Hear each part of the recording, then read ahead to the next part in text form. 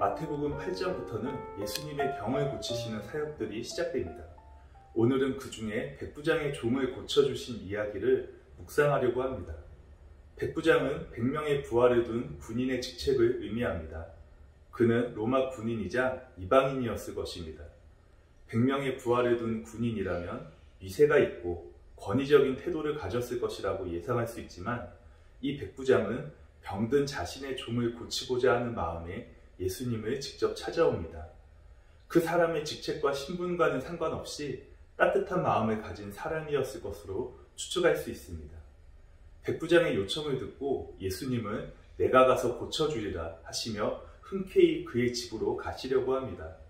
그런데 한 가지 문제가 있습니다. 백부장이 이방인이라는 사실입니다.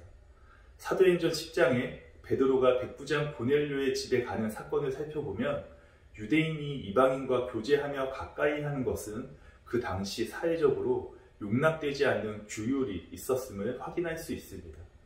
지금 예수님께서도 백부장의 종을 고치시려고 그의 집으로 가셨을 때 주변으로부터 안 좋은 지적과 수군거림을 받으실 수도 있는 상황이었습니다. 그런데 백부장은 먼저 예수님께 예상치 못한 반응을 보입니다. 예수님이 자신의 집에 오시는 것을 감당하지 못하겠으니 말씀으로만 해주시면 되겠다는 것입니다.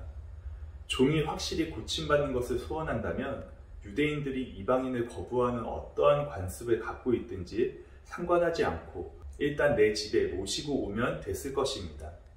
그런데 이 백부장은 예수님이 자신을 도우시려 하시다가 곤욕을 겪지 않으시기를 바라는 마음이 있었습니다. 그래서 자신도 부하들에게 시켜 오라면 오고 가라면 가는 것처럼 예수님도 말로 시키시기만 하면 종이 나을 것이니 말씀으로만 하옵소서라고 예수님께 요청합니다. 백부장의 이야기를 묵상하며 우리의 기도의 모습은 어떠한지를 생각하게 됩니다. 우리는 기도할 때 하나님의 입장을 배려한다는 생각을 해본 적이 있을까요? 우리는 피조물이고 연약한 존재인데 무슨 하나님의 입장까지 생각해야 되느냐는 질문이 떠오르실 수도 있습니다. 그러나 오늘 백부장이 예수님 앞에서 도움을 요청하면서도 그분의 입장을 배려하는 모습을 볼 때 우리도 예수님의 입장을 생각하며 기도하는 성숙한 믿음의 자세를 생각하게 됩니다. 내가 기도하는 기도 제목에 대한 하나님의 뜻은 무엇입니까?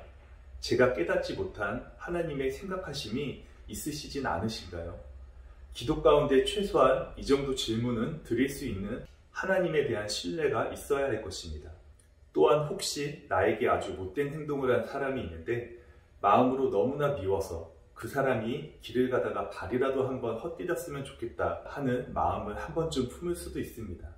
그래서 하나님 그 사람 혼 좀 내주세요 라고 기도하다가 하나님은 악인도 사랑하시고 용서하시는 성품을 가지신 분이신데 내가 이런 기도를 하면 얼마나 마음이 난처하실까 라는 생각을 할 수도 있습니다.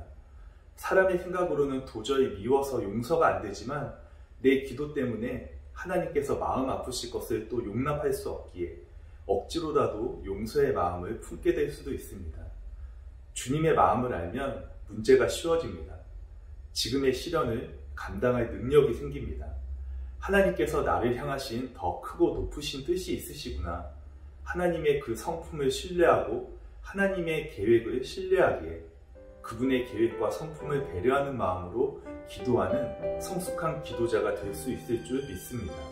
오늘도 하나님의 계획하신 가운데 깊은 영적 차원의 삶을 사시는 여러분들이 되시기를 축원드립니다. 나는 기억하고 있죠. 그 푸른 나날들 함께 걷고 함께 울던 그 많은 순간들 더러운 내 발 씻기며 날 바라보시던 그 눈빛을 난 기억합니다. 우린 기억하고 있죠. 그분의 사랑을 작은 들풀도 먹이신 그분의 은혜를 연약한 자의 친구로 우리에게 오신 그 사랑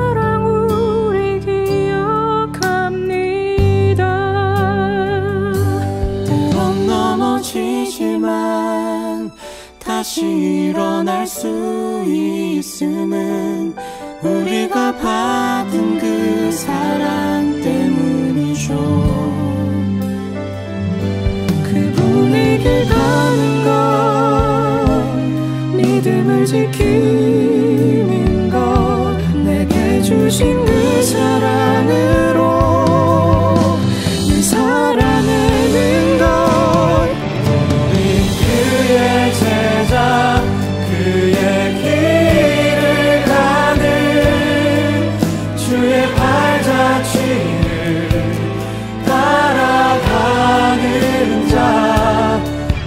우린 그의 제자, 그의 길을 가는 주의 십자가